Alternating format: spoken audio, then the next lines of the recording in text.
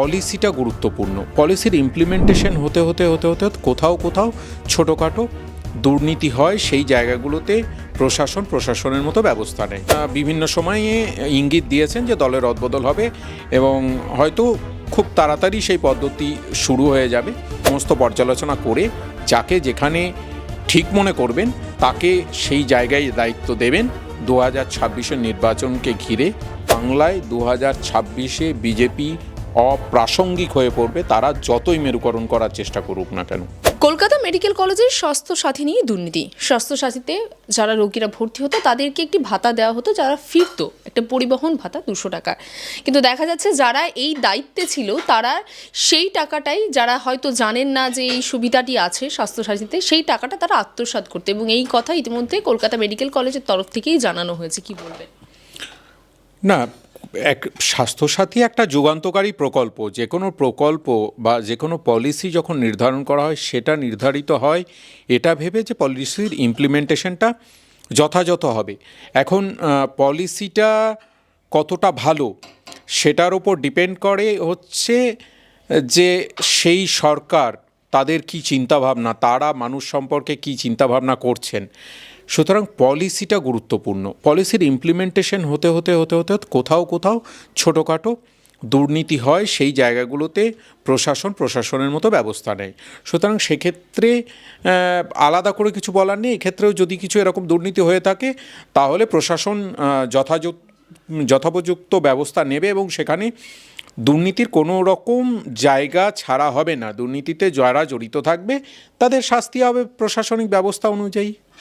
ইতিমধ্যে আমরা দেখেছি যে মালদায় যে ঘটনা ঘটেছিল সেই ঘটনায় গ্রেফতার করেছে আরেকজন তৃণমূল নেতা, অর্থাৎ নরেন্দ্রনাথ তিওয়ারি, এবং ইতিমধ্যে তিনি যেটা স্বীকার করছেন যে তাকে মারার সুপারি দেওয়া হয়েছিল দুলাল সরকারকে, 50 লক্ষ টাকার সুপারি, এবং তৃণমূল কংগ্রেসের তরফ থেকেও তাকে বহিষ্কার করে দিয়েছে। এটা নিয়ে না, এই বিষয়ে বাবলাদা আমাদের বর্ষিয়ার নেতৃত্ব ছিল। মুখ্যমন্ত্রী নিজে বলেছেন, আমাদের দলনেত্রী মমতা বন্দ্যোপাধ্যায়, যে প্রথম দিন থেকে তিনি আমাদের সঙ্গে ছিলেন, দলের সঙ্গে। সুতরাং তার এই অকস্মাৎ মৃত্যু, যেভাবে তাকে মারা হয়েছে, অত্যন্ত দুঃখজনক এবং দল কঠোর অবস্থান নিয়েছে। এক্ষেত্রে দল এবং প্রশাসন একই সঙ্গে কঠোর অবস্থান নিয়েছে। সুতরাং যে বা যারা দোষী, দলের যে পজিশনেই থাকুক, তাদের বিরুদ্ধে সর্বোচ্চ ব্যবস্থা নেওয়া হবে। কিন্তু দাদা, দেখা যাচ্ছে এই ধরনের ঘটনা হওয়ার পরে দলের মধ্যে নবীন প্রবীণ দ্বন্দ্ব, গোষ্ঠী দ্বন্দ্ব, এই বিষয়গুলি বারবার প্রশ্নের মুখে উঠে আসছে। এখানে নবীন প্রবীণ কোথায় দেখলে? যিনি মারা গেছেন তিনিও আমাদের দলের প্রবীণ নেতা, যার বিরুদ্ধে অভিযোগ উঠছে তিনিও তো প্রবীণ নেতা। নবীন প্রবীণের দ্বন্দ্ব এখানে জোর করে ঢোকাতে চাইলে তো হবে না। নবীন প্রবীণের কোনো প্রশ্নই নেই। এখানে একটা ঘটনা ঘটেছে অনভিপ্রেত, এবং তার জন্যে যারা দোষী তাদেরকে কীভাবে কি করা যায়, যা যা শাস্তি আইন অনুযায়ী হবে সেই মতো প্রশাসন ব্যবস্থা নেবে এবং দল থেকে দলের মতো সর্বোচ্চ শাস্তি তাদেরকে দেওয়া হবে। ইতিমধ্যে আমরা দেখলাম যে ভরতপুরের বিধায়ক হুমায়ুন কবির, তিনি বারংবার বিভিন্ন বক্তব্য বলেছেন, যার ফলে তাকে বিতর্কে পড়তে হচ্ছে তার বক্তব্য নিয়ে। এবং তিনি আরও একটি বক্তব্য রেখেছেন, সেখানে তিনি বলছেন যে জেলা প্রশাসন কিংবা সংগঠনে তিনি দায়িত্ব পেতে চান, কারণ দলে নাকি খুব শীঘ্রই রদবদল হতে চলেছে। হ্যাঁ, দলের রদবদল হতে চলেছে, এই বিষয়ে তো দীর্ঘদিন ধরে কথা চলছে এবং আমাদের শীর্ষ নেতৃত্বরাও বিভিন্ন সময়ে ইঙ্গিত দিয়েছেন যে দলের রদবদল হবে এবং হয়তো খুব তাড়াতাড়ি সেই পদ্ধতি শুরু হয়ে যাবে। শীর্ষ নেতৃত্ব যারা আছেন তারা সেই বিষয়ে কাজকর্ম করছেন, সমস্ত কিছু রিভিউ চলছে।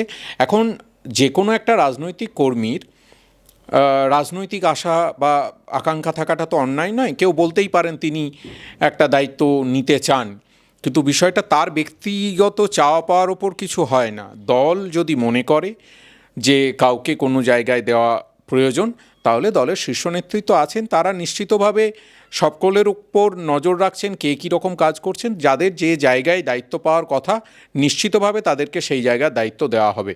তিনি বলেছেন, আমি শাওনি আবু তাহেরের কাছ থেকে কিসের কম আছি? না, কে কম কে বেশি সেটা বিষয় নয়। শাওনি সিংহ রায় তার নিজস্ব জায়গায় কাজ করেন, আবু তাহের তার নিজস্ব জায়গায় কাজ করেন, হুমায়ুন কবির নিজস্ব জায়গায় কাজ করেন, আবু তাহের আমাদের সাংসদ, শাওনি প্রাক্তন জেলা সভানেত্রী, হুমায়ুন কবির নিজে বিধায়ক। সুতরাং সকলের তো নিজস্ব নিজস্ব জায়গা আছে। দল সঠিকভাবে পর্যালোচনা করে যে যে জায়গার জন্য যোগ্য তাকে সেই জায়গায় দল দায়িত্ব দেবে।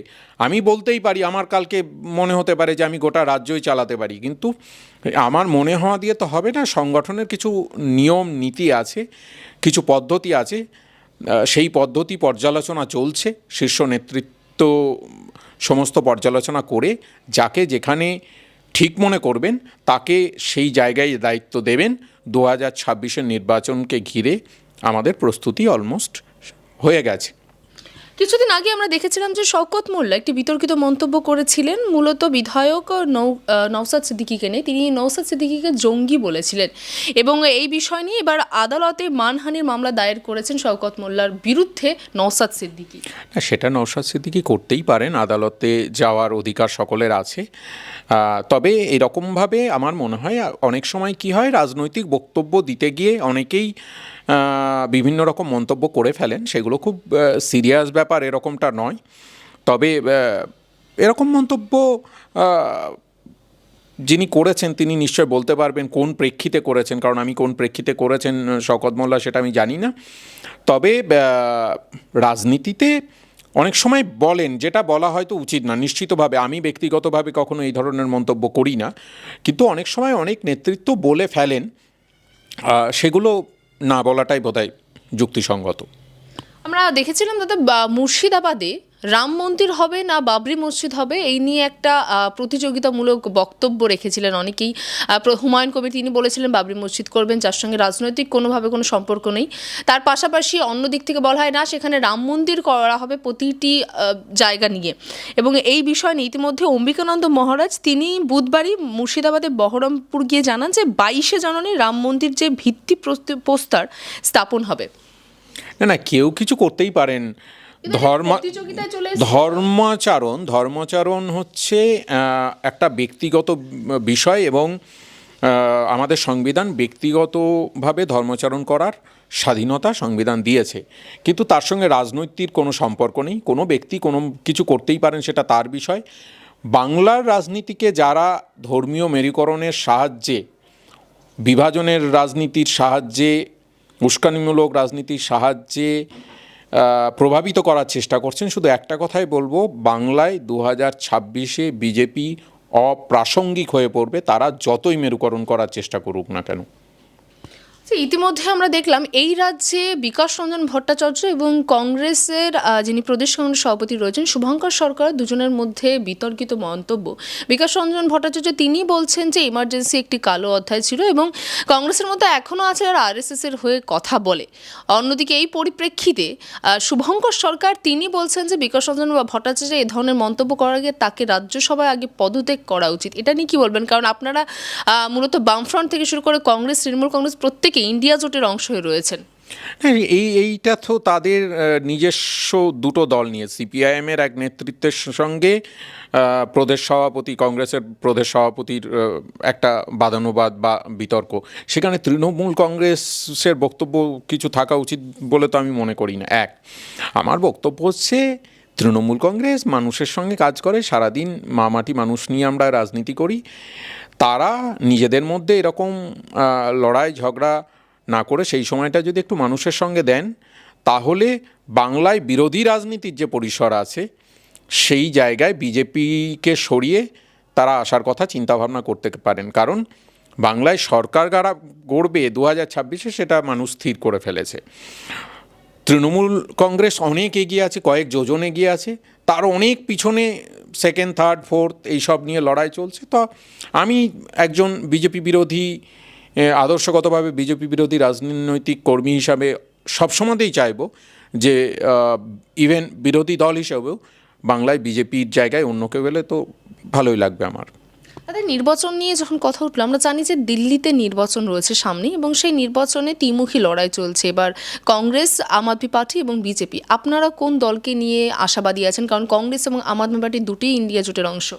না, আমাদের নেত্রী মমতা বন্দ্যোপাধ্যায় ইতিমধ্যেই আপকে সমর্থন জানিয়ে দিয়েছে, সুতরাং তারপরে তার কোনো প্রশ্ন নেই, আপকে সমর্থন জানিয়েছে। আমার ধারণা দিল্লিতে আপ ক্ষমতায় আবার আসবে এবং বিপুল সংখ্যক মেজরিটি নিয়েই আসবে। বাংলা হাটের আরো খবর দেখতে নজর রাখুন। বাংলা খবর মানেই বাংলা হাট।